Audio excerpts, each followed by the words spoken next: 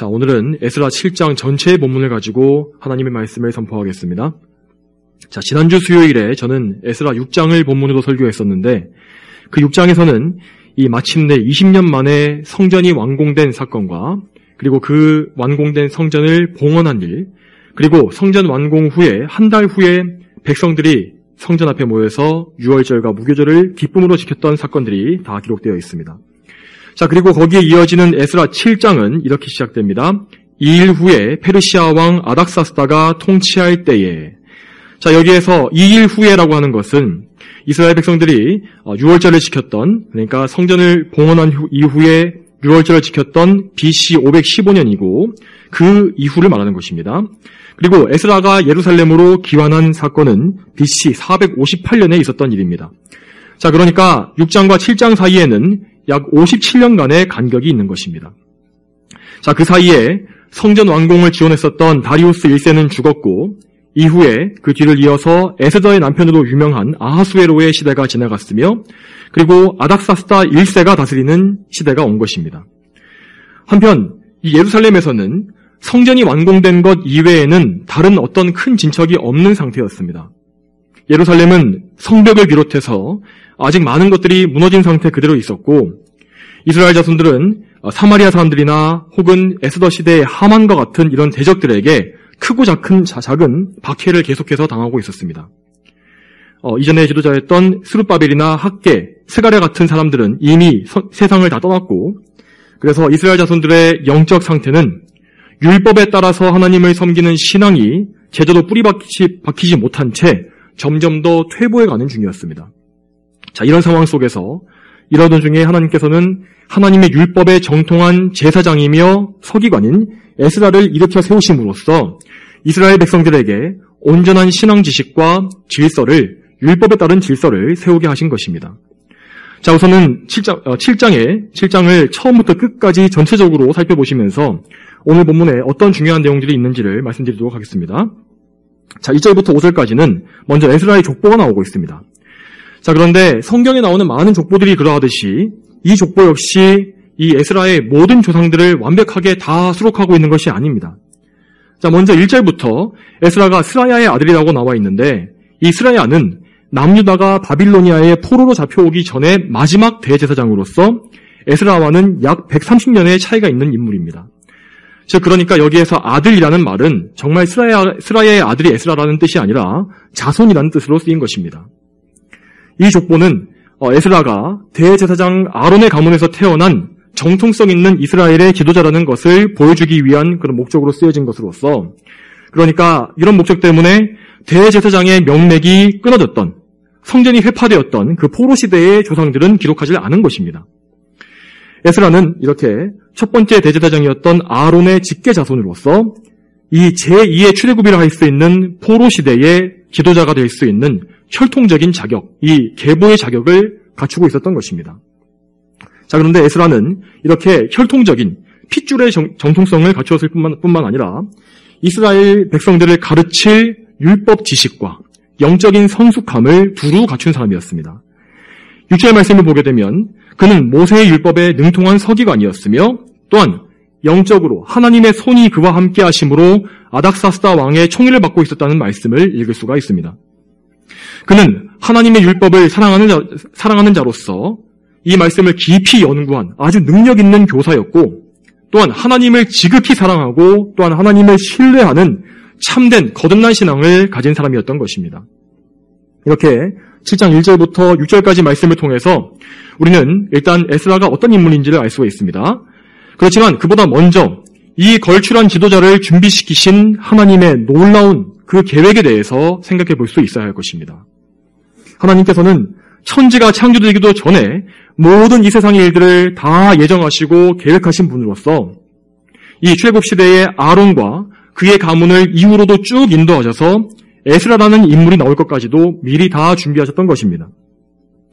우리 사람들은, 우리 인간들은 당장 내일의 일도 알지 못하고 또 내일의 일을 계획한 대로 이뤄낼 능력이 없습니다만 하나님께서는 역사의 시작부터 끝까지 모든 것을 다 정하시고 미리 아시는 전능하신 분이십니다. 그러므로 우리는 이렇게 하나님께서 준비하신 성경의 위대한 인물들에 대해서 읽을 때마다 그 사람을 준비하시고 사용하신 하나님의 선하신 계획과 예정에 대해서 더 깊이 깨닫게 되고, 그래서 우리의 가는 길을 모두 그분께 맡길 수 있는 믿음을 더 굳힐 수 있는 것입니다. 한편 이 에스라가 이렇게 하나님의 율법에 정통할 수 있었던 것에는 이 포로 시대의 시대적인 배경도 한 원인으로 작용했다고 합니다. 자, 물론 원래부터 제사장들은 율법을 가르치는, 백성들에게 가르치는 교사의 역할을 겸임하는 사람들이었습니다. 자, 그렇지만 성전이 파괴된 이후에 이 포로 시대에 이 제사장들은 성전이 없어져 버렸으니까, 그러니까 제사를 드릴 수 있는 그런 제사를 드리는 일을 할 수가 없었고, 그래서 남은 모든 시간들을 다 율법을 연구하고 백성들에게 그 율법을 가르치는 일에 매진할 수 있었던 것입니다. 자, 이러한 배경에서 하나님께서는 에스라가 매우 수준 높은 율법의 지식을 가질 수 있도록 그를 철저히 준비시키셨고, 마침내 준비가 되고 때가 이르자 그를 일으켜 세우셔서 부르셔서 이스라엘의 신앙을 개혁하는 종교 개혁의 지도자로 세워주신 것입니다. 또한 하나님께서는 정치적으로도 에스라가 이 페르시아의 왕 아닥사스다 왕에게 총애받는 신하가 되도록 하셨고, 또한 페르시아의 종교 정책 역시 이 모든 이방 민족들의 종교에 대해서 관대한 성격, 관대한 정책을 펴도록 그렇게 섭리하셨습니다. 이러한 모든 섭리 가운데 에스라는 왕의 적극적인 지원을 받아서 2차 포로 기원을 성공적으로 준비하고 추진해 갈 수 있었던 것입니다. 자, 이어서 7절에서 9절까지 말씀에서는 에스라와 함께했던 사람들의 간략한 목록이 쭉 나오고, 자, 그들이 4개월간의 긴 여행 끝에 예루살렘에 마침내 도착했다라고 기록되어 있습니다. 자, 이때로부터 80년 전, 약 80여 년 전에 스룹바벨이 이끌었던 약 5만 명의 사람들이 1차 포로 귀환을 성공했습니다. 그리고 이제 2차로 귀환한 백성들이 예루살렘에 당도한 것입니다. 자, 그런데 이 사람들의 이 정확한 목록과 그들의 계보와 그들의 4개월간의 여정이 어떠했는지에 대해서는 이어지는 8장에 상세히 기록되어 있기 때문에 다음 주에 좀 더 살펴보도록 하겠습니다. 자, 이어서 10절에서는 에스라가 예루살렘에 도착했을 때에 그 마음에 가졌던 굳은 결심이 여기에 기록되어 있는 것을 볼 수 있습니다. 하나님께서는 에스라를 지적인 면과 영적인 면에서 두루 준비시키셨고, 또한 그의 마음속에 선한 결심과 하나님께 대한 열망을 또한 심어주신 것입니다. 여기에서 에스라는 3가지 결심을 말하고 있습니다. 그것은 여호와 하나님의 율법을 연구하는 것과 그 율법을 스스로 먼저 실천하는 것, 그리고 그것을 이스라엘에게 가르치는 것이었습니다. 자, 여러분, 에스라가 가진 이 거룩한 마음, 이 3가지 결심은 이 오늘날까지도 소명을 받은 모든 목회자들이 마땅히 가져야 할 소명의식이며 의무라고 할 수 있습니다. 목회자들은 성경 말씀을 깊이 연구할 뿐만 아니라 그 말씀대로 살며 순종하기를 먼저 애써야 합니다. 그리고 그 말씀을 있는 그대로 성도들에게 가르쳐야 할 의무가 있는 것입니다. 하나님께서는 그분께서 직접 예비하시고 부르신 목회자, 소명이 있는 목회자에게 이러한 거룩한 마음을 반드시 주십니다. 그런데 만일 이러한 마음이 없이 하나님 말씀을 열심히 연구하지 않거나 혹은 잘못된 신학을 연구하거나 또한 말씀만을 선포하는 것이 아니라 세상의 철학이나 세상의 사상이나 자신의 생각을 전달하는 사람들은 소명을 가진 참된 목회자라고 할 수가 없는 것입니다. 또한 목회자로서 말씀을 실천하지 않으면서도 그럼에도 불구하고 전혀 회개하지 않고 세상의 정욕을 따라서 가는 그런 목회자들이 있는데, 그런 사람들 역시 소명 있는 목회자라고 부를 수가 없습니다. 자, 이어서 11절 이하를 보겠습니다. 자, 이 에스라서가 가진 특징 중 한 가지는 이 역대 페르시아 왕들이 내린 공식적인 조서가 아주 상세하게 인용되었다는 사실입니다. 자, 여기 7장에서도 11절부터 26절에 아닥사스다 왕이 에스라에게 내린 조서가 아주 길게 인용되어 있는 것을 볼 수 있습니다. 자, 이 에스라서에 기록되어 있는 페르시아 왕들의 조서를 보게 되면 하나님께서 이 세상의 강한 왕들의 마음을 또 움직이셔서 그분의 뜻을 이루어 가시는 그 신비한 섭리를 우리는 알 수가 있습니다. 자, 특별히 하나님께서는 이 왕들의 조서를 통하여서, 특별히 고레스와 또 이 아닥사스다의 조서를 통하여서 하나님께서 그분의 백성을 부르시는 말씀을 선포하시는 것을 볼 수 있습니다. 먼저 에스라 1장에서 고레스 왕은 너희 가운데 그분의 백성은, 하나님의 백성은 모두 유다에 있는 예루살렘에 올라가서 여호와 이스라엘의 하나님의 전을 건축하여라 라고 그분의 백성을 모두 불러 모았고, 또한 오늘 본문에서 아닥사스다 왕 역시 내 나라에 있는 이스라엘 백성과 제사장들과 레위 사람들 가운데 예루살렘으로 가기를 원하는 이들은 누구든지 에스라와 함께 갈 수 있다 라고 부르고 있습니다. 이렇게 하나님께서 그분의 일에 쓰기로 결정하신 사람들은 모두 이 부르심을 자기에 대한 것으로 알고서 부르심을 받고 예루살렘으로 가기로 마음먹게 되었을 것입니다. 한편 아닥사스다는 하나님께 바칠 금과 은과 보물들을 에스라에게 주었고, 또한 팔레스타인 지역을 관할하는 관리들에게 명령을 내려서 성전 제사에 필요한 모든 것들을 다 공급해 주게끔 했습니다. 자, 그 양을 현대의 단위로 환산하게 되면은 은이 3.4톤이고 밀이 23,000리터, 포도주가 2,300리터, 그리고 소금은 무제한 이렇게 되어 있었습니다. 그는 또한 성전에서 일하는 자들에게 세금을 거두거나 조공을 요구하지 못하도록 그렇게 막는 그런 명령도 내린 것을 볼 수 있습니다. 이처럼 아닥사스다 왕은 대단히 많은 양의 자원을 성전에 지원해주고 그 외에도 행정과 정치적인 면 모든 면에서도 다 도움을 주었는데, 이런 것들은 모두 하나님께서 그에게 이러한 마음을 주셨기 때문이 분명합니다. 그러나 여러분, 이럼에도 불구하고 이 아닥사스다는 이방의 왕이었기 때문에 하나님을 우상과 함께 섬기는 자였을 뿐이었습니다. 분명 이 왕은 하나님을 두려워하긴 했습니다. 그렇지만 하나님만을 사랑하고 하나님만을 섬기는 그런 경외심, 참된 믿음을 품은 것은 아니었습니다.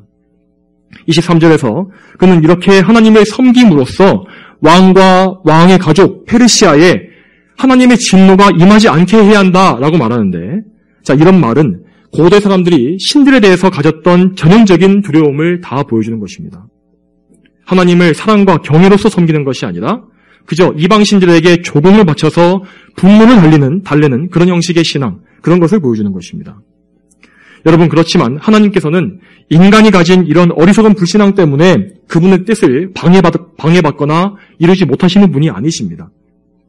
하나님께서는 아닥사스다와 같이 참 하나님을 알지 못하는 이런 무지한 자들을 통해서도 그분의 선하신 뜻이 손상되지 않고 온전히 다 이루실 수 있는 그런 전능하신 분이십니다. 그리고 아닥사스다의 조서에서 가장 중요한 부분이 맨 마지막에 25절과 26절에 나와 있습니다.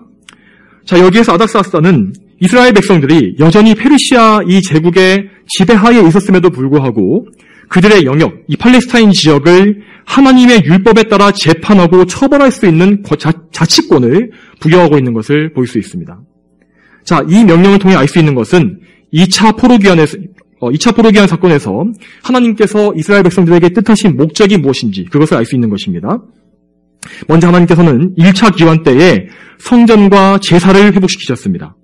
그리고 이번에 2차 기환을 통해서는 이스라엘 사람들의 마음속에 하나님의 율법을 가르치시고 심어주심으로써 그들의 모든 삶의 영역에서 하나님의 법에 철저히 순종하는 믿음을 가지게 하시기를 원하신 것입니다.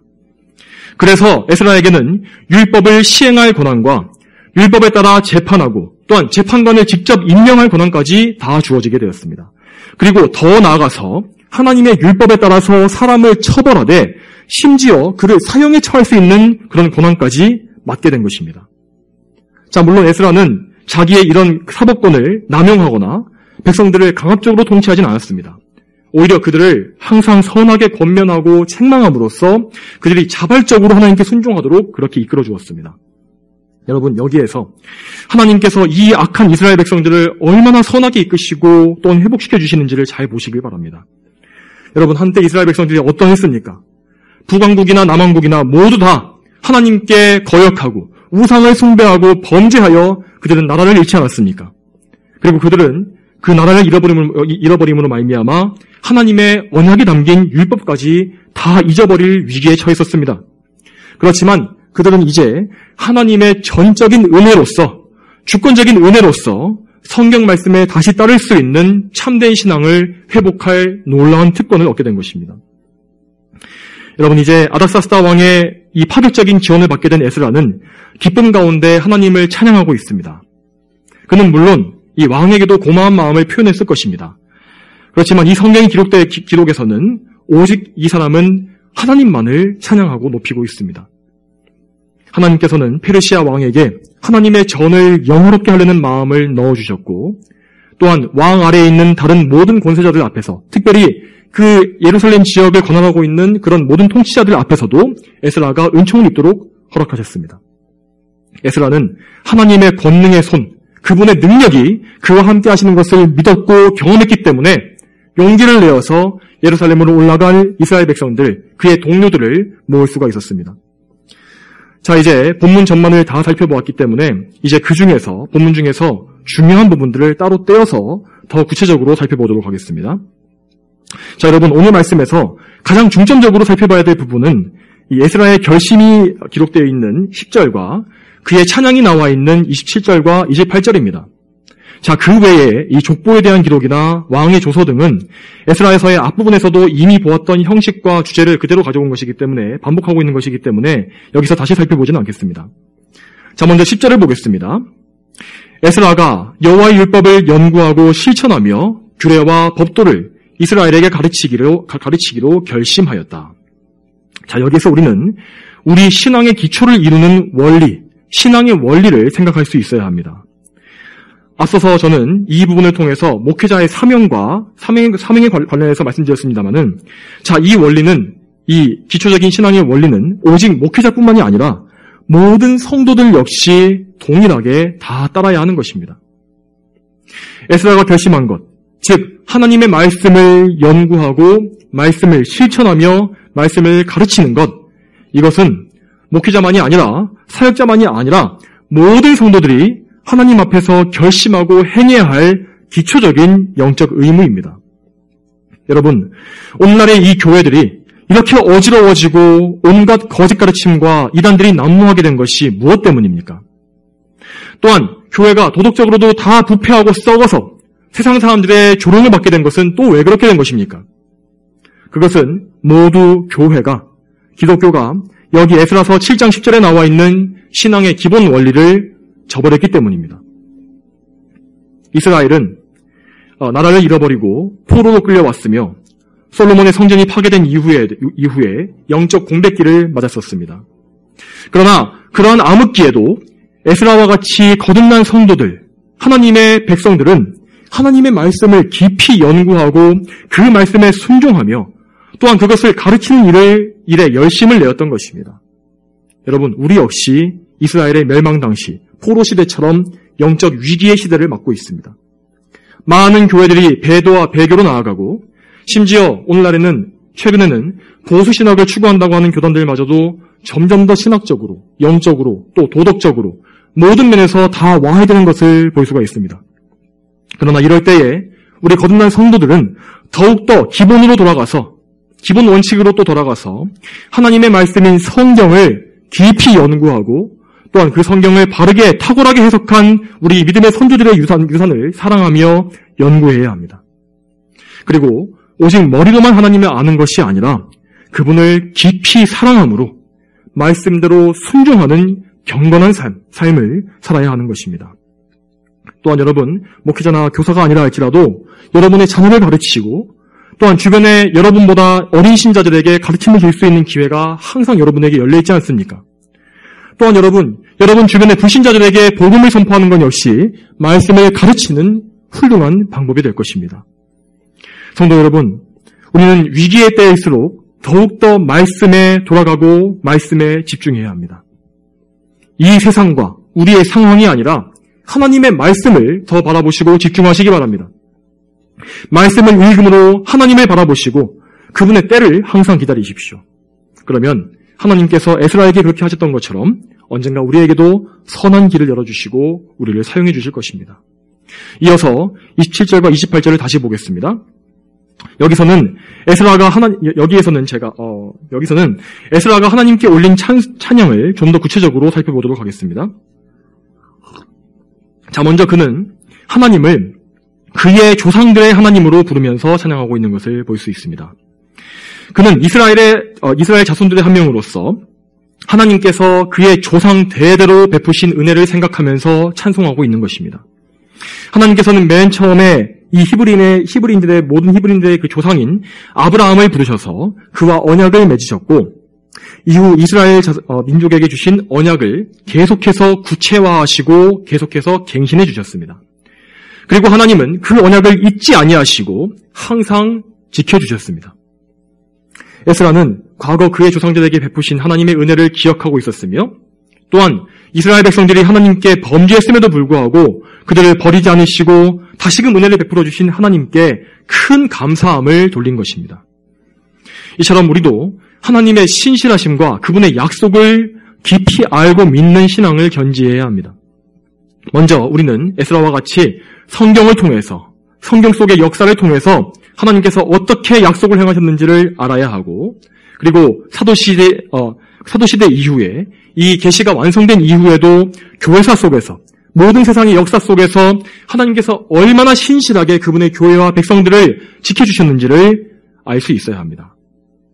또한 여러분, 우리의 개인적으로도, 우리 개인의 신앙적인 면에서도 신앙의 연수가 쌓여갈수록 우리는 이전에 과거의 나를 인도하시고 신실하게 단 한 번도 배신하지 않으신 하나님의 그 약속과 선하심을 항상 더 깊이 깨달아야 할 것입니다. 이처럼 우리의 신앙은 역사적인 근거를 통해서든 아니면 나 자신의 개인적인 경험을 통해서든 항상 하나님의 약속과 신실하심을 굳게 믿는 방향으로만 점점 더 성장해 가야 할 것입니다. 이렇게 하나님의 약속을 기억하는 믿음을 가질 때에 우리는 하나님을 더욱더 크게 찬송하며 더욱더 그분께 의지하는 굳은 신앙을 가지게 될 수 있을 것입니다. 또한 두 번째로 에스라는 하나님께서 여호와의 전을 영화롭게 하신 것에 대해서 찬송을 올리고 있습니다. 이 스룹바벨에 의해서 재건된 성전은 옛날에 솔로몬 성전과 같이 정교한 기술로 건설된 것이 아니었고, 또한 그 외부 장식도 이렇게 금으로 발라진 것이 아니었기 때문에 화려할 수도 없었습니다.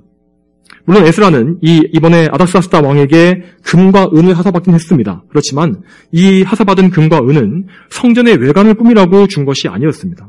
그래서 여전히 성전은 예전의 성전에 비해서 초라할 수밖에 없었지만 에스라는 그것에 개의치 않았습니다.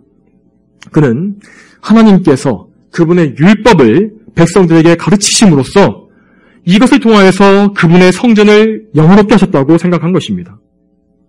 여러분, 이 성전의 외적인 이 모습들, 건물이 제 아무리 화려하고 아름답더라도 거기에서 섬기는 자들이 하나님께 대해서 무지하고 또한 냉랭하다면 그 성전에서 드리는 모든 제사는 하나님을 오히려 진노하시게 하는 것이 될 뿐입니다. 그러나 성전의 건물이 외적으로 보잘것없더라도 그 안에서 섬기고 있는 자들이, 하나님을 바라보는 백성들이 하나님을 바르게 하는 지식과 사랑으로 넘치고 있다면 하나님께서는 그 중심을 보시고서 영광을 받으실 것입니다. 성도 여러분, 이 신약시대에 살고 있는 우리들은 각 사람이 모두 다 성령께서 거하시는 하나님의 성전과 같다고 하였습니다. 그래서 하나님께서는 우리의 외양을 보시는 것이 아니라, 외모를 보시는 것이 아니라 우리의 중심을 보십니다. 디모데전서 2장 8절부터 10절까지에 이렇게 나와 있습니다. 그러므로 나는 각 처에서 남자들이 분노와 다툼이 없이 거룩한 손을 들고 기도하기를 바란다. 이와 같이 여자들도 단정한 옷을 입고 수줍음과 정절로 자기를 단장하며 따은 머리나 금이나 진주나 값비싼 옷으로 하지 말고 오직 선한 행위로 단장하기를 바란다. 이것이 하나님을 공경한다고 고백하는 여자들에게 합당한 것이다. 우리가 우리를 정결하게 하시는 예수 그리스도의 보혈에 의지하고 그분의 의로 옷 입고 우리를 단장하며 또한 성령님을 따라서 행하여서 우리의 마음과 행실을 거룩하게 한다면 하나님께서는 우리를 기뻐하시며 또한 영광을 받으실 것입니다. 에베소서 1장 12절의 말씀대로 하나님께서는 성도들이 그분의 영광이 찬송이 되기를 원하신다고 하셨습니다.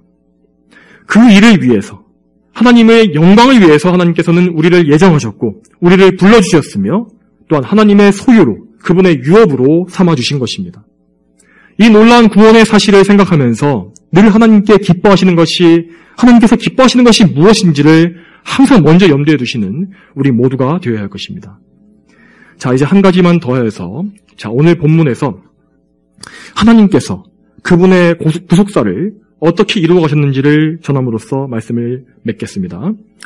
자, 여러분, 오늘 본문인 에스라 7장은 제사장 아론에서부터 에스라까지 이르는 수백 년간의 긴 역사를 담고 있습니다. 그 긴 역사 동안 사람은 변화했고 또한 사람들의 믿음과 경건의 수준 역시 항상 오르락내리락 했습니다. 그러나 그 모든 시간 동안에 하나님의 은혜는 끊임없이 변함없이 흘러갔고 그분의 언약은 결코 파기되지 않았습니다. 하나님께서는 그분의 택하신 모든 백성들에 대한 구속을 완벽하게 이루시기까지는 결코 그분의 일을 멈추지 않으십니다. 에스라 7장에서도 그 변치 않고 멈추지 않는 하나님의 열심이 잘 드러나고 있는 것을 여러분 보시기 바랍니다. 여러분, 하나님께서 에스라를 택하셔서 이스라엘 백성들에게 율법을 다시 가르치신 이유가 무엇이겠습니까? 여러분, 그것은 단지 그 세대에 살았던 사람들을 위한 것만이 아니었습니다. 그 시대에만 국한된 그런 은혜가 아니었다는 것입니다. 하나님께서는 에스라의 신앙개혁을 통해서 이스라엘의 남은 자들의 믿음을 보호해 주셨고 더 나아가서 그분의 교회를 보호하시고 보존하신 것입니다. 물론 신정국가인 이스라엘은 이미 멸망했고 앞으로도 영원히 재건될 수가 없습니다. 그러나 하나님께서는 혈통적 이스라엘 백성들을 완전히 흩어버리지 않으셨고 에스라를 통해서 그들을 다시 모으셔서 성전과 율법 중심의 구약시대의 언약을 이어가 주신 것입니다. 구약의 빛, 이 구약의 언약은 400년 후에 구약의 완성이신 예수 그리스도께서 오시기까지는 계속해서 이어져야만 했습니다. 그렇게 하심으로써 하나님께서는 구약의 빛을 바라보고서 메시아를 바라보고 믿은 거듭난 성도들을 그 시대에도 계속해서 남겨두셨던 것입니다. 여기에 대해서 좀 더 자세히 설명드리기 위해서 잠시 선지자 말라기에 대해서 말씀을 또 드리겠습니다. 이 말라기는 세례 요한이 등장하기 전까지 구약의 마지막 선지자였고 에스라의 시대, 이 동시대에 같이 활동했던 선지자였습니다. 그런데 말라기 이후에 이스라엘은 약 400여 년간 선지자가 없는 영적 암흑의 세월을 보냈습니다. 하나님의 직접적인 계시가 없는 영적으로 어두운 그런 세월을 맞아야 했던 것입니다. 그런 암흑의 시대를 그 코앞에 앞두고서 말라기는 그의 이 선지서 책 맨 마지막에 이렇게 예언했습니다. 말라기 4장 4절에 너희는 나의 종 모세의 율법을 기억하여라. 내가 온 이스라엘을 위하여 호렙산에서 모세에게 명령한 율례와 법도이다. 이 말라기의 예언은 아까 에스라가 결심하고 실행했던 그 일과 동일한 것입니다. 이스라엘 백성은 다시금 옛적 모세에게 주셨던 그 율법과 법도를 기억하고 그것을 따라야 했던 것입니다. 또한 말라기는 이어서 말라기 4장 5절에 장차 엘리야가 올 것이라고 말씀했는데 그 엘리야는 신약 성경에서 예수님께서 말씀하신 것처럼 세례 요한을 의미하는 것이었습니다.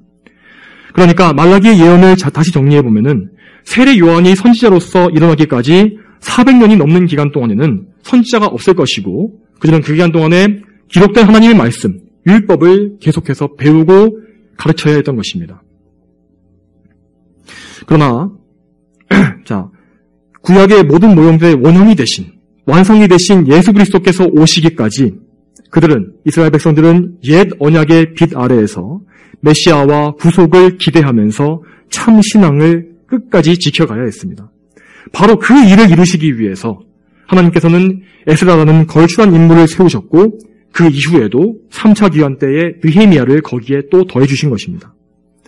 그렇지만 여러분, 신구약 중간기 역사, 이 성경에 나오지 않지만은 이 신구약 중간기의 400년의 상황을 우리가 역사를 통해서 살펴보게 되면은 이스라엘 민족 전체는 그야말로 신앙의 암흑기와 정말 처절한 시기를 거쳐갔습니다.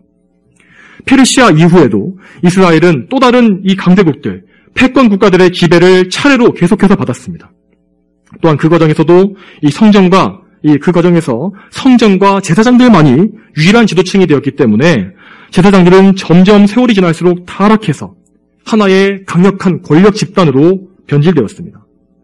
또한 이 에스라 시대에 이렇게 하나님의 율법을 가르치고 지키겠다고 했던 그 건전한 정신, 그 믿음의 정신도 결국에는 바리새인들처럼 그렇게 냉랭한 율법주의로 변질되고 말았습니다. 이처럼 이스라엘의 영적 상황은 정말 너무나도 암울했고 도무지 소망이 보이진 않았습니다. 그러나 하나님께서는 그런 암흑의 시대, 그런 중에도 이 세상의 모든 것들, 왕국과 모든 사람과 모든 역사가 다 예수 그리스도의 오심을 준비하도록 역사하고 계셨습니다. 또한 하나님께서는 계속해서 이스라엘 민족 안에 소수의 택하신 백성을 남겨두셨습니다. 예수님께서 오시기까지 이스라엘 자손 중에서는 참으로 거듭나서 참되고 거룩한 신앙의 유산을 물려받은 이 사람들이 계속해서 살아남아왔던 것입니다. 하나님께서는 나중에 그 보존하신 거룩한 씨들을 예수님의 성신 사건 때에 귀하게 사용하셨습니다. 가장 먼저 우리가 알고 있듯이 마리아와 요셉과 같은 성도들을 통해서 그들을 택하셔서 예수님의 육신적 부모가 되게 하셨고, 또한 엘리사벳과 스가랴 이 두 사람을 통해서는 세례 요한이 태어나게 하시지 않았습니까? 또한 여러분, 성전에서 하나님을 평생 섬기다가 어린 예수님을 영접했던 시므온과 안나, 이 두 사람은 예수님의 메시아 되심을 확증하고 장차 그분이 하실 일들에 대해서 예언했습니다. 그런데 이 두 사람 역시 하나님께서 그때에 보존하신 경건한 성도가 아니었습니까? 성도 여러분, 이처럼 하나님의 능력은 참으로 광대하시며 그분의 크신 역사는 감히 우리가 다 헤아릴 수가 없을 정도로 크십니다. 하나님은 우리의 작은 믿음으로 생각하는 것처럼 작고 보잘것없는 분이 아니십니다. 그분은 태초부터 종말에 이르기까지의 이 긴 역사를 한눈에 보시는 분이시고, 또한 그분은 시간에 매여있지 않으시기 때문에 그분께는 하루가 천년과 같고 천년이 하루와 같다고 그렇게 말씀하시지 않았습니까? 또한 하나님은 선하셔서 그분을 바라는 그 연약한 백성들을 결코 저버리거나 멸시하지 아니하시고 언제나 동일하게 신실하게 이끌어주시는 분이십니다. 성도 여러분, 그러므로 하나님께서는 구약의 예언을 이렇게 성실하게 이루어 주셨듯이 신약의 예언도 성취해 주실 것입니다. 요한계시록과 성경 여러 곳에 예언되어 있는 종말에 대한 말씀은 반드시 다 이루어질 것입니다. 그리고 하나님께서는 마지막 때에도 이 세상에 성도들이 남아있을 것이라고 분명히 말씀하셨습니다. 여러분, 우리 자신이 그때까지 살아남아서 예수님의 재림을 보게 될지 아니면 우리의 후손들이 보게 될지는 우리가 알 수가 없습니다. 그러나 확실한 것은 하나님께서 그 마지막 때까지 거룩한 씨들을 보존하시고 교회와 구속의 역사를 이어가실 것이라는 사실입니다. 여러분, 저와 여러분 모두가 이 하나님의 장대한 구속사 안에 있다는 사실을 여러분 항상 기억하시기 바랍니다. 그러므로 오늘 에스라가 보여준 참된 신앙을 다시 한번 되새겨 보십시오. 이 에스라는 비록 자신의 때에만 쓰임받고서 예수님께서 초림하시는 것, 성육신하신 예수님을 보지 못한 채 세상을 떠났습니다. 그렇지만 그는 하나님의 백성에게 다시금 거룩한 말씀을 가르쳐주고 그들 모두가 구약시대 최후의 언약 백성으로서 보존되게 하는 하나님의 귀한 이 사역에 사용되지 않았습니까? 에스라는 정말 막막하고 어려운 시대에 있었습니다. 그렇지만 그는 정치적인 수를 노리거나 아니면 각종 겉멋술수를 부리려고 하지도 않았습니다. 에스라는 오직 기록된 하나님의 말씀을 연구하고 그것을 실천했으며 백성들에게 가르치는 가장 기본적이고도 중대한 이 사역에 평생을 바쳤습니다. 여러분, 저와 여러분 역시 그러해야 합니다. 우리 역시 옛 선조들과 같이 이 생에서 많은 고난을 받으며 살 것이고 또한 우리 역시 선조들처럼 예수님의 재림을 보지 못하고 죽을 수도 있습니다. 그러나 우리는 항상 하나님의 영원한 언약을 바라보면서 우리에게 명하신 모든 영적인 사명, 예수님께서 맡기신 그 사명들에 충실해야 할 것입니다. 또한 여러분, 마지막으로 언제 어떤 상황에서든지 하나님 한 분만으로 기뻐하는 믿음을 항상 굳게 가지십시오. 하나님께서 우리에게 영원한 구원자, 완전한 구원을 성취하신 예수 그리스도를 주셨으며 또한 구원의 보증으로서 우리 안에 성령님을 주셨습니다. 그러므로 에스라가 하나님을 찬송했던 것처럼 언제나 하나님 자신을 즐거워하고 찬송하는 그 기쁨을 충만히 누리시길 바랍니다. 우리는 언제나 하나님을 즐거워해야 합니다. 당장 우리가 손에 쥘 수 있는 것이 없다고 해도 나에게 지금 현재 주어진 명예가 너무나 무겁게 느껴질 때에도 하나님을 즐거워하는 마음을 잃지 않도록 해야 하는 것입니다. 시편 33편 1절에 하나님께서 말씀하시기를 너희 의인들아 여호와 안에서 기쁨으로 외쳐라 찬양은 올바른 사람에게 합당하다라고 말씀하셨습니다. 그러므로 하나님께서 구별하시고 택하시고 구별하신 모든 성도 여러분, 하나님 안에서 항상 기뻐하십시오. 하나님을 또한 기쁘시게 하도록 힘쓰십시오. 그러면 신실하신 하나님께서 언제나 우리 모두를 지키시고 끝까지 인도해 주실 것입니다. 다 함께 기도하시겠습니다. 거룩하신 아버지 하나님, 오늘도 에스라 7장의 말씀을 통하여서 하나님의 놀라운 섭리하심과 또한 모든 역사를 주관하시고 계획하시고 성취시키시는 하나님의 놀라운 이 능력에 대해서 저희가 또한 보게 하시니 감사합니다.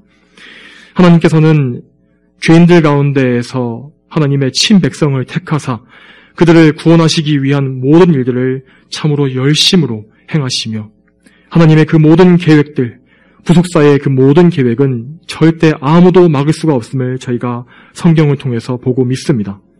하나님 아버지, 이 구속의 사역은 장차 예수님께서 재림하시고 모든 사람이 부활하며 또한 정말 구원받은 자들이 저 천국에 하나도 남김없이 다 들어가기까지 멈추지 않을 줄 믿습니다.